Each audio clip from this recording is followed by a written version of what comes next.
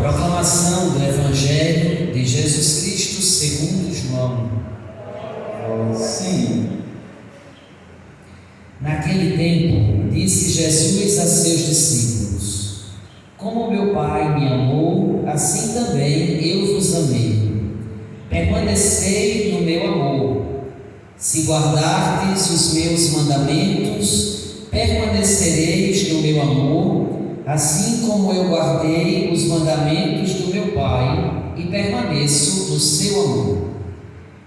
Eu vos disse isto para que a minha alegria esteja em vós e a vossa alegria seja plena. Palavra da salvação. Glória a vós, Senhor. Que pelas palavras do Santo Evangelho e pelo nosso arrependimento, Deus perdoe os nossos pecados em nome do Pai, e do Filho e do Espírito Santo. Queridos irmãos e irmãs, hoje nós celebramos a quinta-feira da quinta semana da Páscoa. Nós estamos percebendo que desde a Páscoa da Ressurreição, que a Igreja está lendo para nós todos os dias o livro dos Atos dos Apóstolos, que mostra a ação do Espírito Santo na comunidade nascente. Como o Espírito Santo ia dando força, como o Espírito Santo ia modelando a Igreja de Cristo que tinha nascido e que dava os seus primeiros passos na evangelização e no seu cumprimento da vontade do Senhor. Todos os dias nós estamos lendo os Atos dos Apóstolos. E desde já, há uma semana atrás, que a igreja também começa a ler o capítulo, a partir do capítulo 13 de João, onde Jesus está na última ceia e começa o seu grande discurso de despedida, deixando para nós a sua palavra de salvação, deixando para nós as normas que nós devemos, como cristãos, colocar em prática para permanecer unidos ao Senhor. A leitura de hoje, ela é exatamente a continuação da leitura de ontem. A leitura de ontem começava dizendo que algumas pessoas da Judeia começaram a pregar o seguinte: vós não podereis salvar-vos se não fordes circuncidados. O que é que isso significa? Várias vezes eu já disse a vocês que a única forma de se salvar no Antigo Testamento era pertencendo ao povo de Deus, pertencendo ao judaísmo. Então eles tinham a consciência de que só os judeus se salvariam. Por quê? Porque eles traziam na veia o sangue de judeu. Então a salvação estava restrita aos judeus. O que é que isso significa? Qualquer outra pessoa que não fosse filho de pai judeu e de mãe judia e quisesse pertencer ao povo de Deus para se salvar, não tinha essa possibilidade. Então a salvação era apenas e unicamente para quem tinha o sangue de judeu. Outra pessoa que não tivesse o sangue de judeu e quisesse fazer parte do povo de Deus, não existia possibilidade. Então apenas os judeus se salvariam. Então o judeu, qual é o sinal de pertença ao judaísmo? É a circuncisão. Então a mãe levava a criança de sexo masculino para o templo, e lá no templo o sacerdote fazia um ritual de pertença da criança a Deus.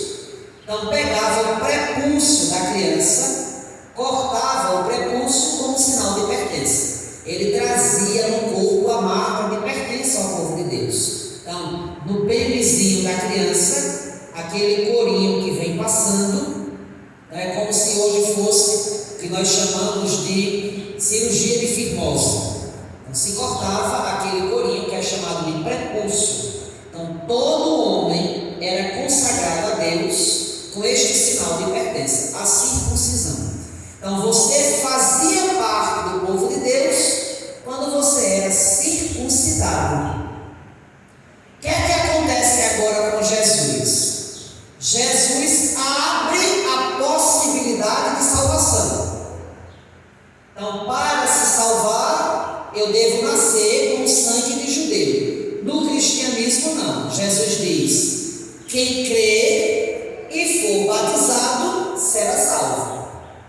Então, agora, qualquer pessoa que aceite a fé de Jesus, que acredite em Jesus e receba o batismo, que é muito mais do que receber a água na cabeça.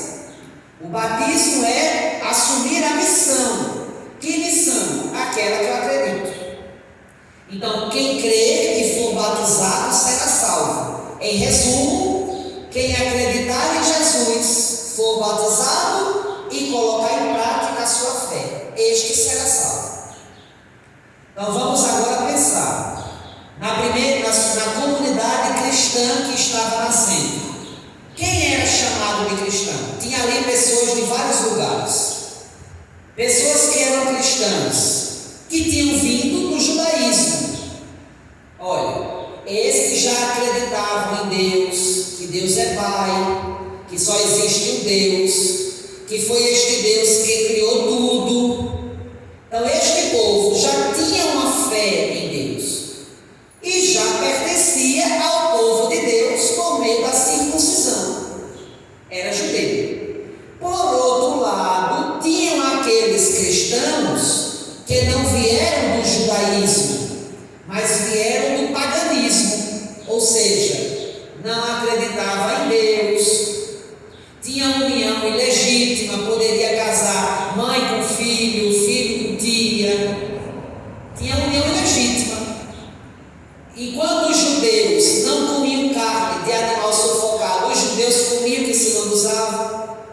Enquanto os judeus não podiam comer carne, não podiam comer sangue, porque para eles a vida está no sangue, os pagãos comiam, que era uma beleza.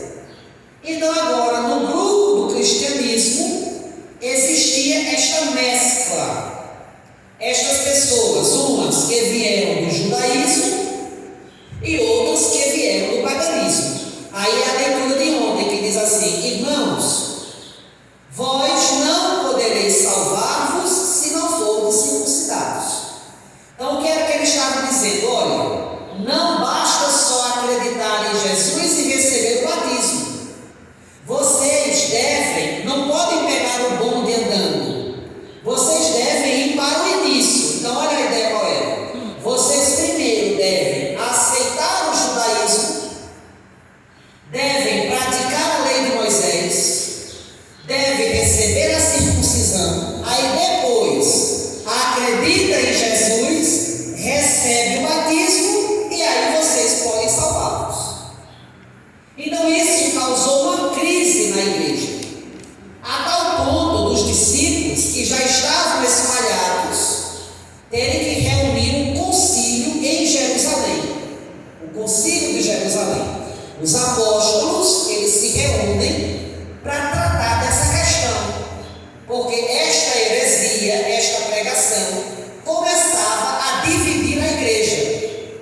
E agora, é necessário ou não a circuncisão? Ou a gente só aceita Jesus, recebe o batismo e coloca em prática o ensinamento de Jesus? E agora? Então, os judeus apóstolos, eles se reúnem, e aí é a leitura de hoje. Pedro, neste grupo dos anciãos, dos apóstolos, Pedro diz assim: irmãos, vós sabeis que desde os primeiros dias Deus me escolheu do vosso meio, para que os pagãos ouvissem de minha boca a palavra do Evangelho e acreditassem. Olha, Pedro está dizendo: foi Deus que me mandou anunciar o Evangelho aos pagãos, para que eles aderissem à fé. Aderissem à fé por meio de quê? Não é da circuncisão, por meio Veja, aqui consiste a missão do padre, do bispo, do diácono, do papa, anunciar o Evangelho. Lembrem da leitura de domingo? Começou uma crise na igreja, os pagãos de origem grega começam a discutir com os cristãos de origem grega, começam a discutir com os de origem hebraica, porque dizem assim, que as mulheres deles, as viúvas, as mulheres do povo, não estavam sendo assistidas. E aí os apóstolos dizem assim, não é justo deixarmos o anúncio da palavra para servirmos às mesas. A missão primeira do discípulo é anunciar o Evangelho, não é fazer assistência social. Não está justo. Então, o que eles fizeram? Eles ordenam os diáconos, 7 diáconos, para que, enquanto eles estão anunciando o Evangelho, os diáconos estão servindo às mesas. Então, é importante também o serviço da caridade. Mas antes da caridade, deve ter a fé, deve ter o anúncio do Evangelho, senão aquilo se torna uma assistência social, não a caridade. Então, o que Pedro está dizendo? Eu fui escolhido por Deus, do meio de vós, para que os pagãos ouvissem a minha boca, pela palavra do Evangelho, e acreditassem em Jesus. Olha o que ele diz. Deus conhece os corações, testemunhou a favor deles, dando-lhes o Espírito Santo como deu a nós. Olha, e não fez nenhuma distinção entre nós e eles, purificando o coração deles mediante a fé. Quando estes receberam o Espírito Santo? No dia do batismo. O que é que nós recebemos de Deus no dia do batismo, no dia da confissão, no dia da Eucaristia, qualquer sacramento? Nós recebemos o Espírito Santo. Aí Pedro está dizendo, olha, Deus, Jesus, deu a nós o Espírito Santo. E depois que eu anunciei aos pagãos o Evangelho, que eles aderiram à fé, o mesmo Jesus que deu o Espírito Santo a nós, também concedeu o Espírito Santo aos pagãos. E outra, não fez distinção, para dizer assim, aos apóstolos uma dose maior de Espírito Santo, aos pagãos convertidos uma dose menor do Espírito Santo. Pedro diz, não houve isso. Deus concedeu o Espírito Santo a todos, sem fazer distinção.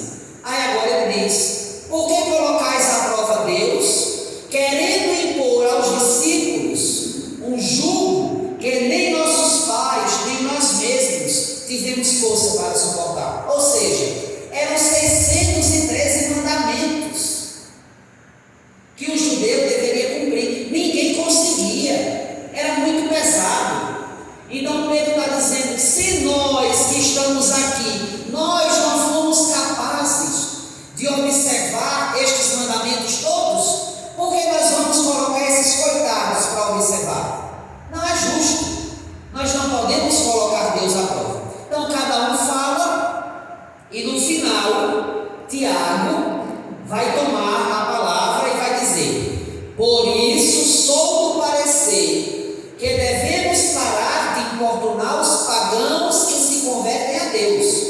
Aí ele diz assim, então para a gente não avacalhar tudo, para dizer assim, então eles podem fazer tudo, aí Tiago diz, vamos somente prescrever o seguinte, que eles evitem o que está contaminado pelos ídolos, aquela carne. Então esse boi aqui é dedicado a Azazel, que era o deus do deserto.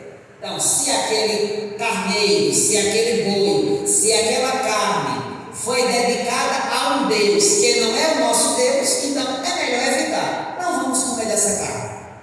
Então evitar animais contaminados pelos ídolos, as uniões ilegítimas. Então Tiago está dizendo, olha, homem ou mulher, nada de união ilegítima, comer carne de animal sufocado e o uso de sangue. Então isso aqui, a igreja estava nascendo. Esta regra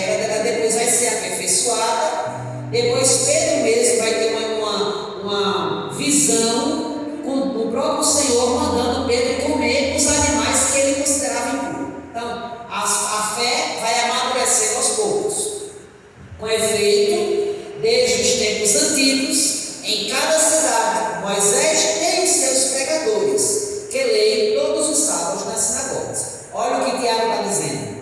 Se é cristão, deve obedecer a Jesus, não mais à lei de Moisés. Quem quiser obedecer à lei de Moisés, não deve estar na igreja cristã, deve ir para a sinagoga. Lá se lê a lei de Moisés, lá se observam os mandamentos de Moisés. Mas nós que estamos aqui, nós vamos obedecer unicamente a Jesus de Nazaré. Pronto. E assim se decidiu a questão. E aí os cristãos de origem pagãs deixaram de ser importunados por aqueles que se achavam mais santos, porque antes pertenciam ao judaísmo. Então vejam que Pedro toca no assunto do Espírito Santo, que foi derramado não só por eles, para eles, mas também para os pagãos que se converteram ao cristianismo. A gente chega então no Evangelho de hoje, que só tem 3 versículos. E aí Jesus diz assim: como meu Pai me amou, assim também eu vos amei. Então, nós sabemos como Jesus nos amou. Ele deu a vida por nós. Mas como Deus Pai amou Deus Filho? Como Deus Pai amou Jesus? Tudo que Deus criou foi pensando em Jesus. Quando alguém ama outra pessoa, aquilo que ele tem de mais precioso, parece que não tem mais sentido de estar na mão daquela pessoa que ama, mas ele faz questão de entregar aquilo à pessoa amada. Está aqui a minha prova de amor. Isso que eu tinha de mais valioso, agora eu entrego a você, porque você vai cuidar melhor do que eu. Então é muito comum isso, que aquele que ama dê à pessoa amada aquilo que ele tem de mais precioso. E isso é uma forma de amar, de demonstrar o amor. Como foi que Deus amou Jesus, dando a Jesus aquilo que ele tinha de mais precioso? O quê? O Espírito Santo. Então, por isso que Jesus disse: como meu Pai me amou, como dando a mim o Espírito Santo, assim também eu vos amei. Veja que quando Jesus ressuscita, que ele chega naquela comunidade reunida, que ele adentra com as portas fechadas, ele sopra sobre eles e diz o quê? Recebei o Espírito Santo. Por isso que ele diz: como o Pai me amou, assim também eu vos amei. Permanecei no meu amor.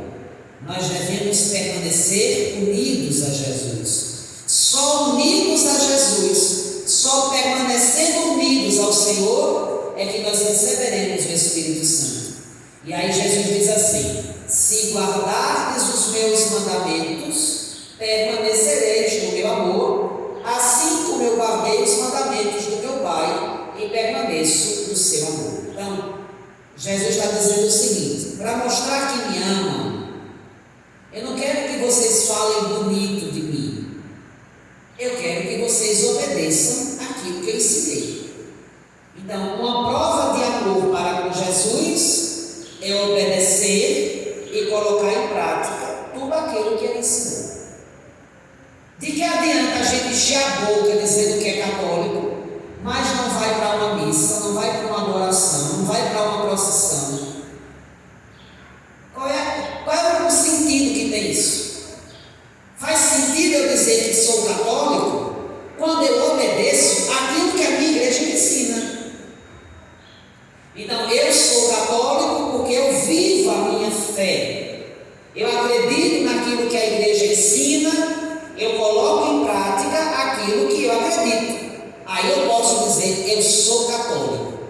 Mas tem católico hoje de nome, de batismo só. Mas não pisa numa igreja e não faz nada. Então Jesus está dizendo: permanecei no meu amor, guardai os meus mandamentos. Isso serve também para nós. Que a gente ame sempre o Senhor e obedeça sempre os seus mandamentos, e que Ele nos dê a cada dia o seu Espírito Santo, que nos dá a vida eterna. Louvado seja nosso Senhor Jesus.